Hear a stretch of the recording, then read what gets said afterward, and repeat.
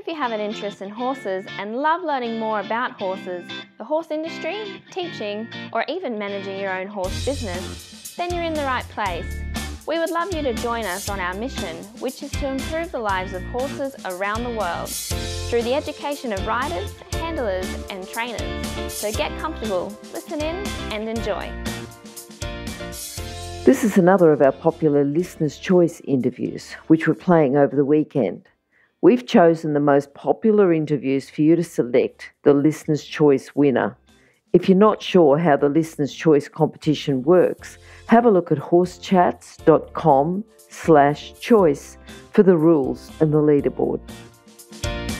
Today's guest is Mandy Maiden. Mandy's an FEI dressage specialist, rider, trainer, competitor coach and coach educator. She's now working with Philippe Carl in the classical French dressage system. How are you today, Mandy? I'm really good, thanks, Glenys. How are you? I hope you're well too. Yeah, absolutely. Living in Queensland, living the dream, I think. You might be a bit warmer than us today. Yes, but we do have air conditioning, so we're right there. Mandy, we're going to start off with a quote that you might use. It could be an inspirational quote or a quote that you use when you're teaching. Have you got one for us? It was a bit hard to choose just one because I actually really love quotes and I use them all the time with teaching. My students would be able to tell you that. But my favourite one, and probably it's favourite because it's a bit dark and it really motivates me, is a quote that says, "What we must do is work in légèreté because anything else is a massacre of innocence." And that quote came from, I hope I pronounced this guy's name correctly, Henrique, and in correspondence with Nuno Oliveira. So to me, it's a really heavy quote, but it sort of really motivates me to look at how I work with horses and how I instruct my students to work with horses. Okay, now do you use that at all when you're teaching to work with any of your other students or not? You just use it as a personal quote? I use it for both, I suppose. A personal quote because it's really probably navigated me to where I am at the moment with working with horses, but also with students because I think it makes them aware that if we're not working in légèreté, if we're not working in lightness, then we're really making the horses' lives incredibly difficult and to the point where we may influence them becoming unsound or, shortening their life, their productive life or their future. Yep. So definitely my students know that quote as well. Yes, good. Okay, now I'm going to ask you about your first memories of horses and how you started with horses. Well, I suppose when I was really little, my earliest memories, I don't come from a horsey family, but I was always obsessed with horses right from a little girl. We used to have Bart Cummings had a racing stable near us where we lived in Glenelg in South Australia, and the racehorses would get exercise just walking up and down our road in the afternoons, and I just remember having my little face stuck at the window every time to watch them go past, and I was just fascinated with how beautiful they were. And then I suppose like us horsey kids do, you harass your parents until they take you to a riding school and you start to have some lessons. And I was probably doing that when I was about 5 years old, 4 or 5 years old, I think. And that was really how I got started. Yeah, good. Okay, so just moving on from there, were you one of the kids that, would hang around the riding school and see if they could sort of work all day for nothing just to get a bit of a free ride? Yep, I was that kid. I did. I mucked out stables, as many as you wanted me to do. I cleaned tack, I groomed horses, I hosed them off, and in return for that I was really fortunate to be able to ride horses that were at that particular stable and even take them to shows and competitions, etc. later on as I started to develop my skills, I suppose, as a young rider. So, but I definitely didn't have my own horse, so I was the kid that did whatever you asked me to do so I could ride your horse. That probably builds your character a bit, actually, just to get you so that almost to weed you out to see if you really meant to be with horses or not, because if you hadn't done all the work and you hadn't absolutely. persisted. Yes, I mean, you couldn't tire me out, so I stayed there. Okay, so we do ask people what they think the core skills or the character traits are to work with horses and work in the horse industry. You've sort of said it yourself, but do you want to go through that? What would you tell someone else that may be doing all of the riding school and the mucking out stables and everything else just in exchange for riding? What would you say the core skills are? Well, I think you're developing them when you're doing that because it's a fantastic industry to work in, but it involves a lot of hard work, and you've got to have a lot of tenacity and persistence and be prepared to do the work that might be physically hard and not particularly great fun. It's not all just riding. So I think if they're happy to do that, they're already proving who they are and proving their worth to be able to earn their place in that industry. So definitely that self-discipline, that real passion that keeps you doing that sort of work, as well as the great stuff, but it keeps you there and proves how much you really love it and how much you want to be there. Yeah. So I think those sort of skills are incredibly valuable to develop as a young person, that ability just to work really hard and just keep chipping away at something until it becomes what you want it to be. Mm-hmm, mm-hmm. We've talked about your first memories and Bart Cummings and the racehorses in Glenelg, and then going on and working in a riding school. And we know that you've gone on and had quite a lot of competition horses, done well, as a successful rider. You're working now and still doing dressage, training dressage. Tell us a bit more about the work that you're doing now and what drives you to do that. Sure. Well, I suppose about 4 years ago, I applied to be a trainee teacher in the École de Légèreté, which is the School of Lightness. It's Philippe Carl from France. It's his private school, a classical training school, and that probably slowed my competition aspect. Like up until then, I had competed for 25, 30 years in competition dressage, etc. But once I started to enter that school, because I was always looking for probably a better way to work with horses that I thought was better for the horse. And so when I entered that school, that really changed my life in terms of what I do with horses now. And I think you can still compete. I still occasionally take the horse to a competition, but it's more if it's something that I want to do, and it's not something that I would say I'm never going to do again, but it's not my number one priority anymore. It's being able to train the horses to high school, to do all of the high school movements, which you can then use in your dressage tests as well. But it's just the way that it's trained is such a beautiful way to work with horses that I think that's, where I love to be, where I'm at now. Mm-hmm, mm-hmm. So you're really enjoying the training. Do you think that you're enjoying the training because you've got more knowledge of the requirements? Yes, definitely.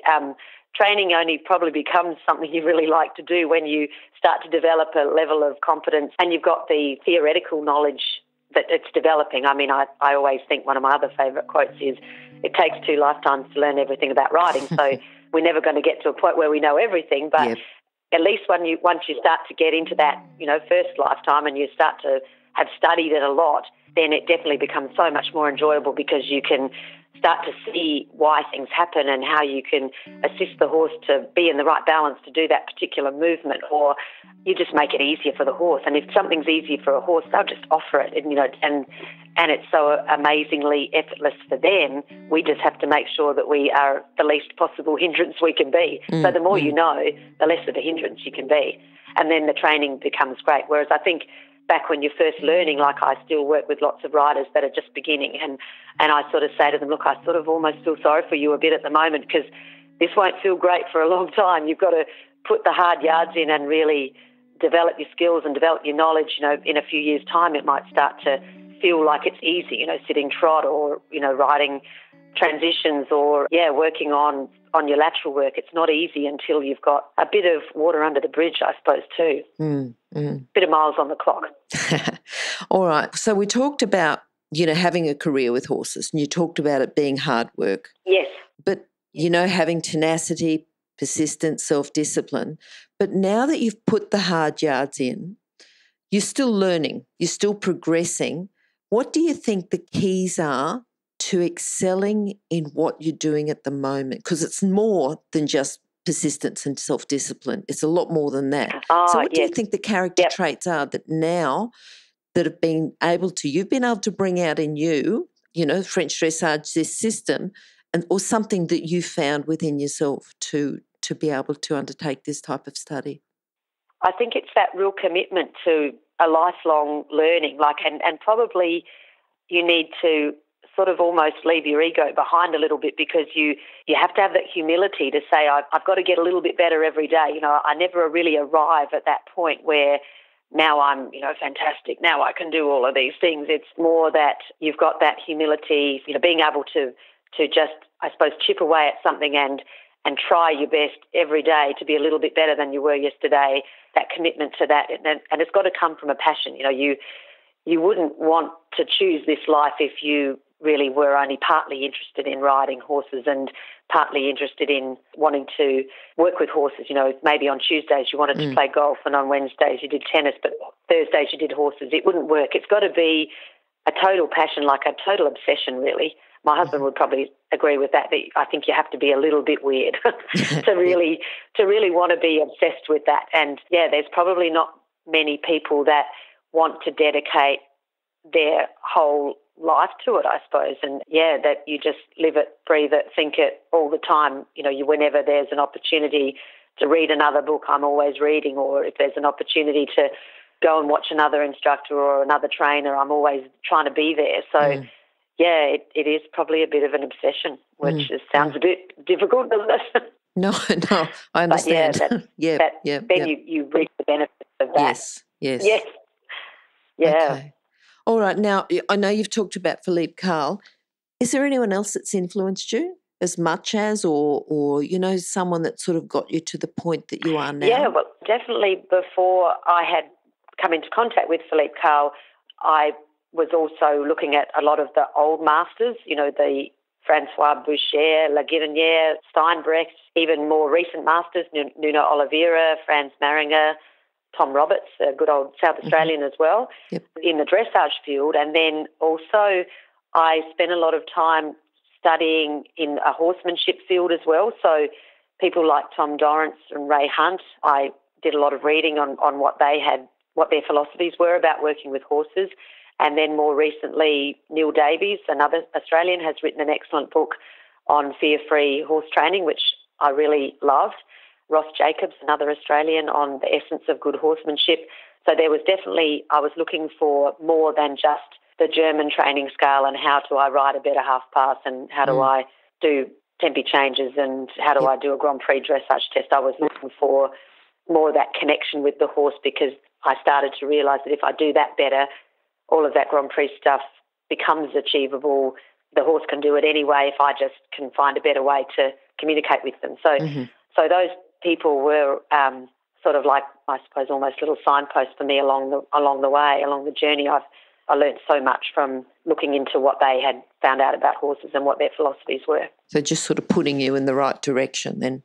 Yeah, to keep putting me, because my main ideas in those days was, look, how can I do this better for the horse? Obviously I had a beautiful, well, she's still with me now, but a beautiful Trakehner mare that took me from sort of the beginning breaking in stage through to Prix St George, and she could also do all of the Grand Prix movements at home, but she became more and more tense as the training went along. So I realised, well, I'm the cause of this is the problem. So that horse definitely made me start to sort of delve into the relationship with the horse and the connection and the communication, and that's where those people helped me along the way, either from their books, what was her name? Or else. Yeah. Sorry? What's her name? Oh, Alouetta. Okay. Alouetta.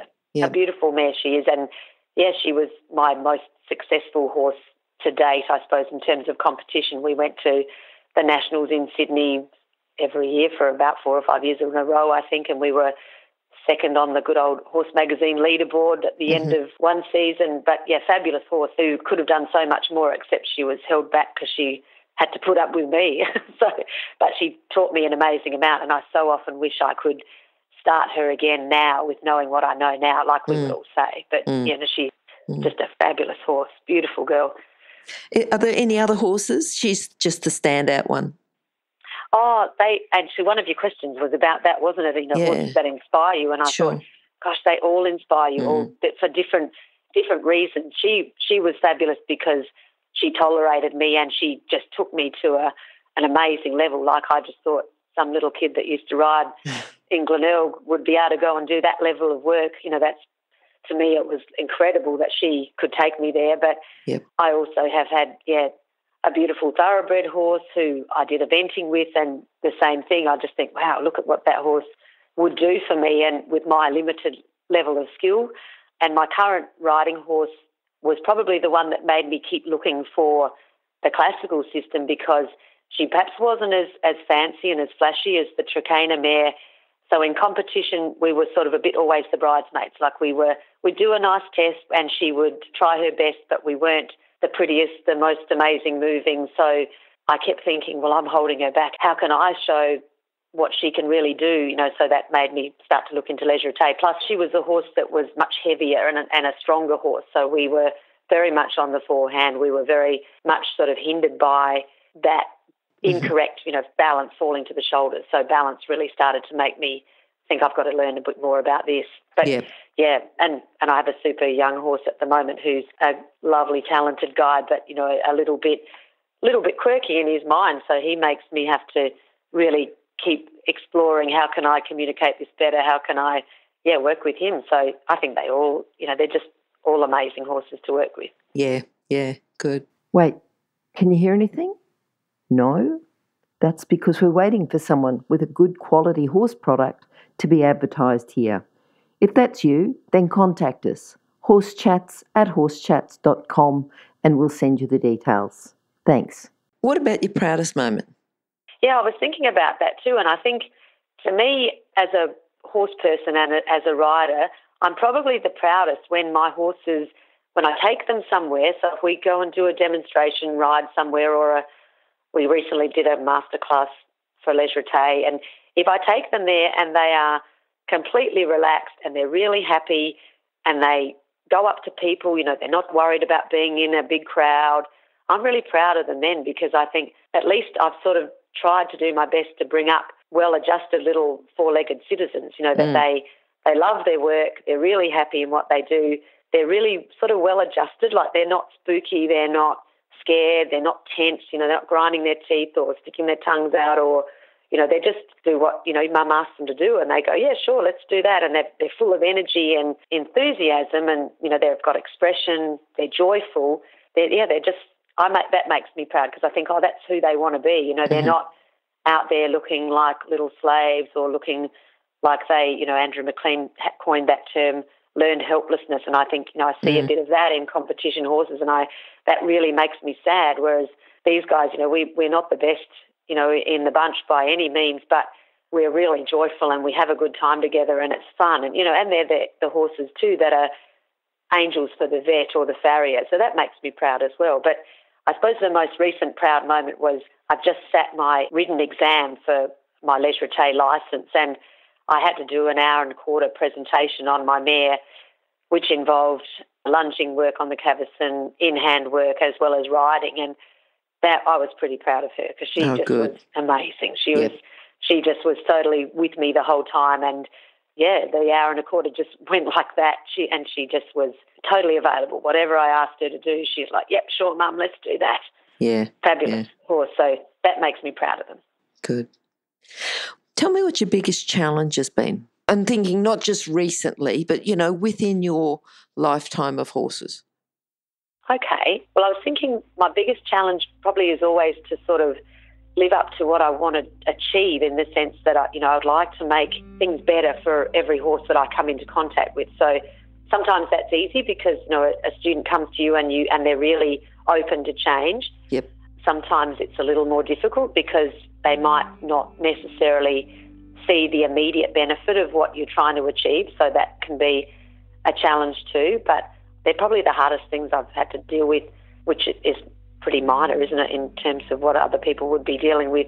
Maybe the challenge too was when the horse that was working, my lovely mare Alouetta, was working at that high level, and I just thought it was going to be a walk in the park to then go on from that starting off FEI level to go through to Grand Prix. But then because she started to get very upset about the work, that was probably perhaps a real kick in the guts for me, where I had to really take that on the chin and go, you caused this, Mandy. So this horse is telling you loud and clear that I'm really upset about how we're doing this. So that was probably my hardest one, but it was my best one, in the sense that it made me totally look at what I was doing and totally assess that and make the changes that I need to, which has sort of led me to where I am now. That's a long-winded answer, isn't it? No, and I like your answer, because even though it's a challenge, you said, yes, but it was a challenge at the time, but it's really led me to where I am. So I've really learnt from that. So it's the biggest lesson. So sometimes your biggest challenges can be your best lessons, can't they?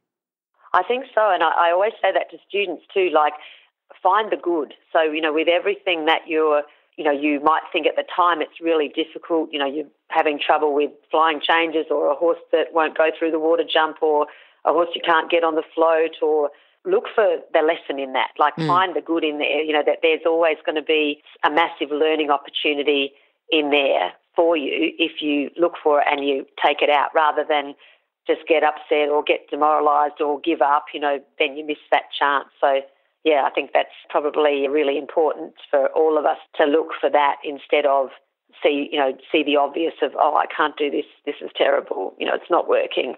Yep. Because there's when one door shuts, there's always one that's opening, and you just got to look for it. Yep.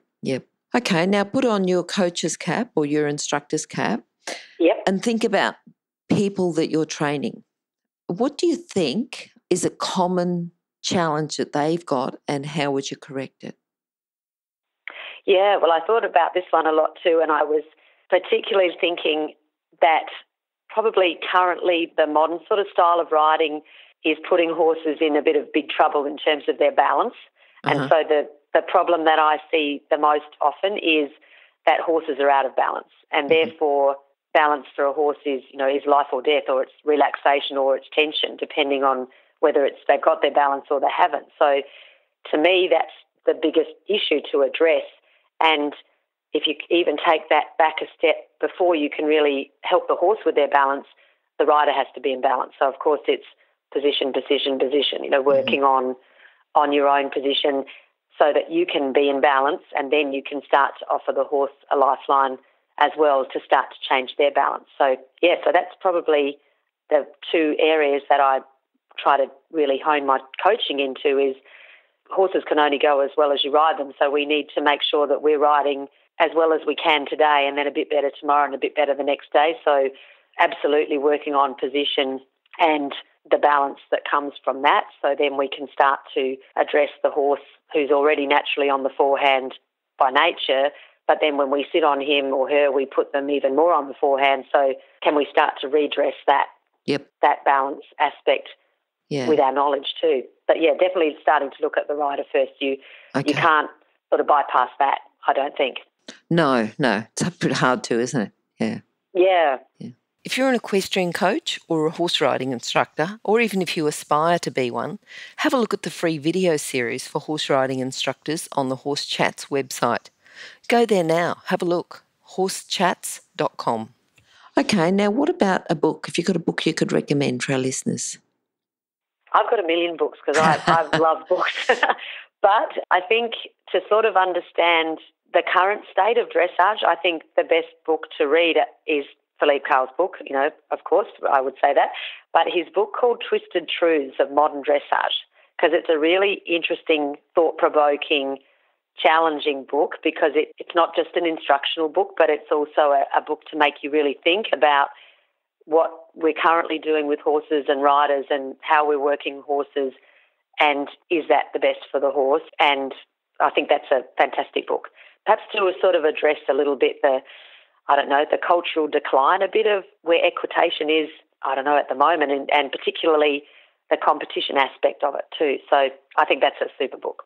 I think just going beyond the book, I think, you judge a book by its cover, and I think on the cover is the title, Twisted Truths of Modern Dressage, and I think it's a great title. Yeah. It's a super title. Yep. And I think Philippe likes to, definitely challenge people's thinking. So he would have to have a title like that. Yep. And remember, you can find all the books recommended by our guests at horsechats.com/books.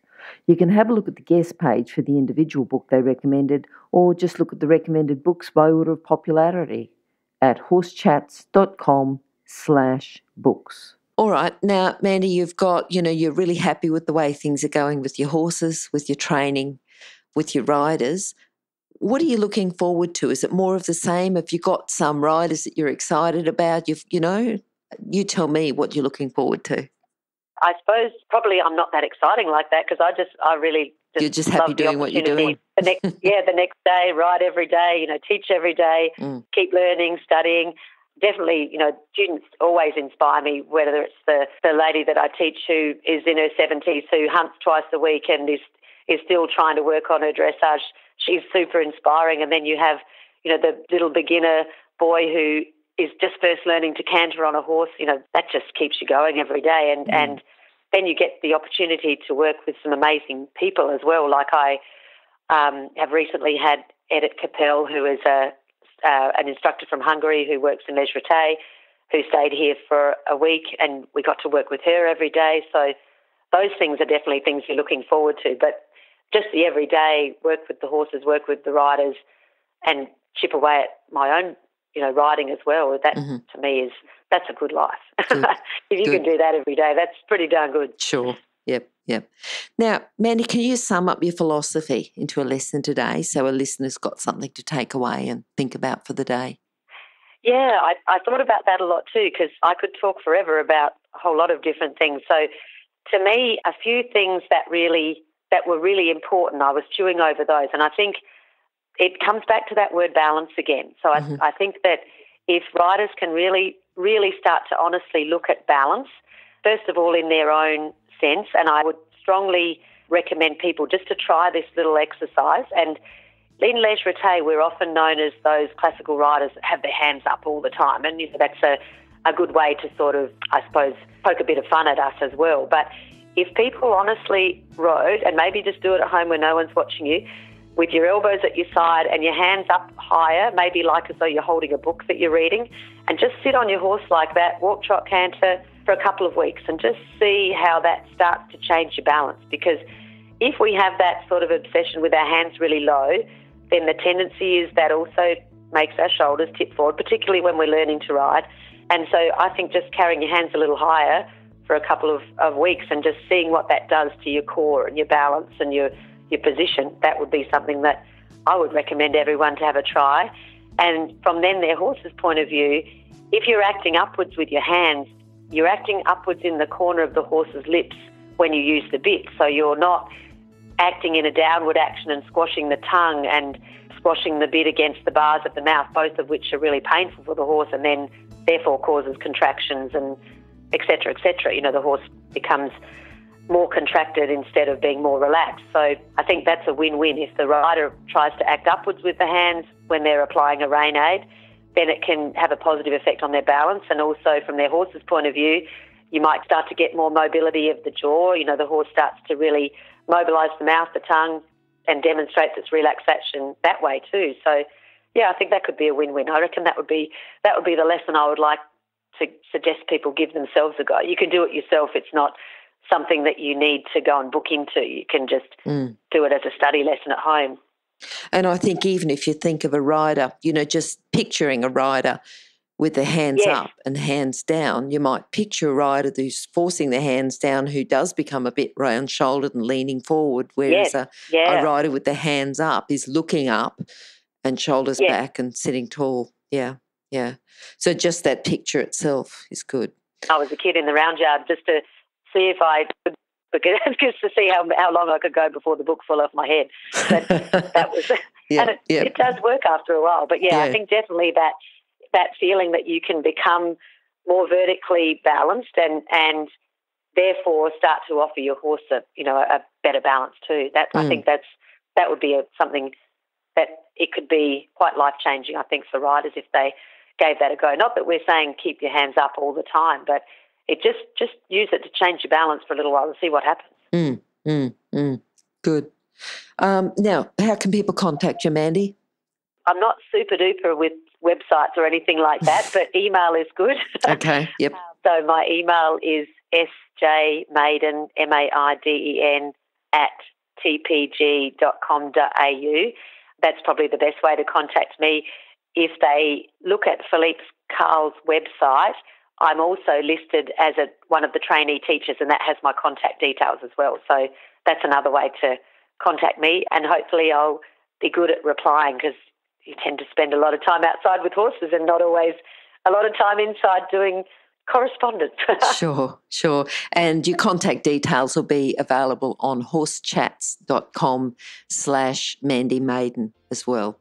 Mandy, Thank you. That's great.